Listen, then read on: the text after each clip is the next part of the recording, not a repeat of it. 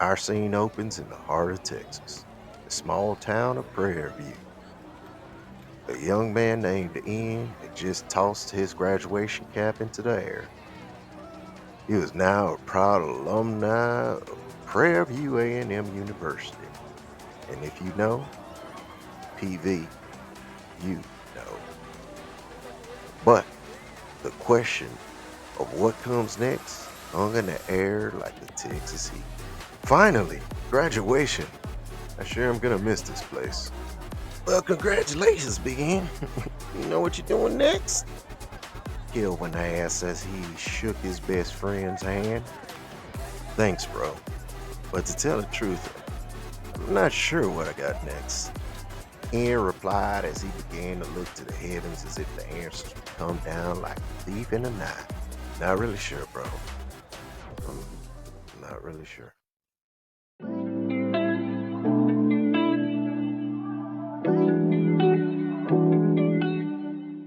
One day, shortly after his graduation, his youth minister, a man of faith and wisdom, came to him with a job lead. Mr. Preston, I hear you're looking for work. Well, I think I got something for you. If you're interested. Now, young brother, would you be interested? So, good old Ian, he was eager to make that appointment on the 1st and 15th of every month with his good buddies, Pay and Check. So he went for that interview. Okay, Mr. Preston, we've heard nothing but great things about you. So, if you don't mind, can you begin the interview by telling us why you're a great fit for this organization? That'd be great. Well, good old Lynn, he looked around that room, then he took a drink of water and began to impress those big wigs like he was a fourth grader at a kindergartner's get together. Oh, even though they were impressed, they left Ian hanging like a kite being flown by a 10-foot man. They told him that they was gonna have to take a little while before they can let him know if he got the job. Hmm, hmm, the downright foolishness.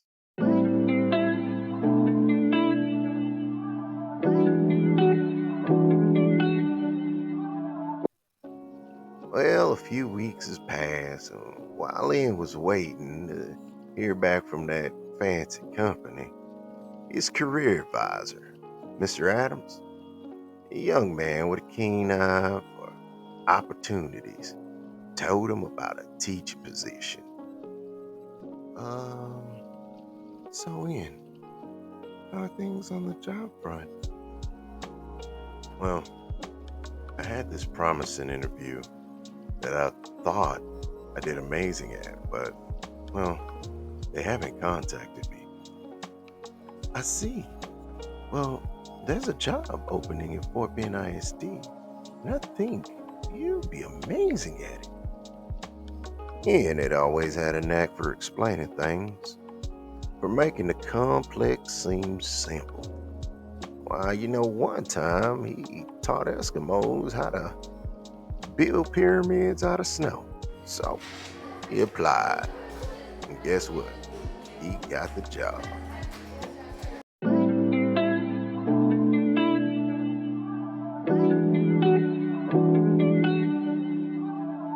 Ian's first day, bless his heart, was like a twister of pure thrill. He was a hopping from one meeting to the next. They introduced him to all the fine folks on staff, showed him his new classroom, gave him the grand tour of the campus, even got him acquainted with his mentor. But in the midst of all the how do you do's and getting used to his new digs, there was one question just a hollering in his mind, persistent as a hound on a raccoon's trail. Thanks for showing me around and introducing me to everybody. But can you tell me what my day-to-day is gonna look like? And just like that, out the blue, his mentor yanked out this big white binder, slammed it down on the desk, and said, "Here you go, son. Everything you need to know is right in here." And just like that, Ian was left to navigate the twisting, turning maze of teaching pedagogy all by his lonesome. Sadly, this led to some early hiccups with getting grades in on time, wrapping his head around an attendance system, and understanding his own evaluation system, and all these different paths that lead to being a successful teacher. But our good old boy Ian wasn't one to shy away from a challenge. He studied that binder till the pages were as worn as an old pair of boots. He sought wisdom from other teachers, learned from his mistakes, and little by little, he started to get the hang of this teaching thing. As a matter of fact, one day he looked up and he realized he was starting to make a difference in his students' lives, sparking their curiosity and stroking their passion for learning. "Thanks, Mr. Preston. Without your help, I would have never understood this."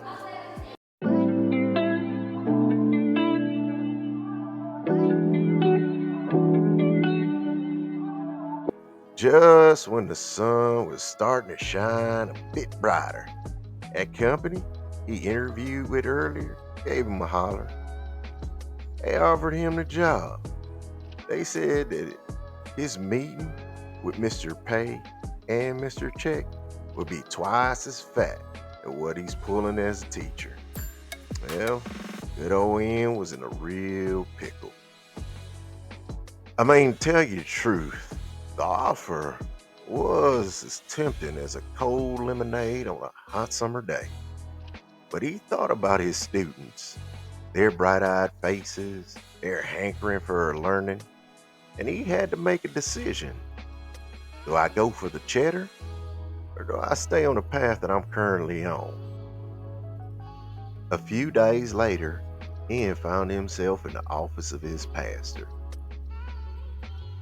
Uh, Now, Mr. Preston, you know that I went to bat for you at this company, and I was surprised to hear that you turned a job down. Do you understand? I mean, do you really understand the type of money you are turning down?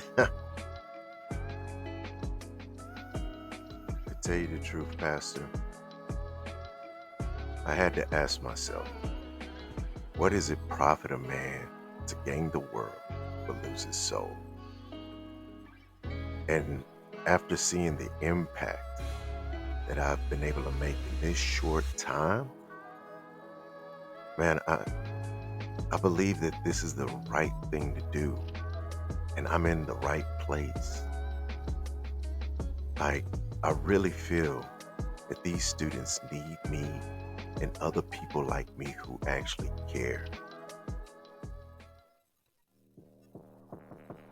And so, our buddy Ian just kept on trucking on his journey as a teacher, knowing full well that with his passion, he was making a difference in the lives of his students.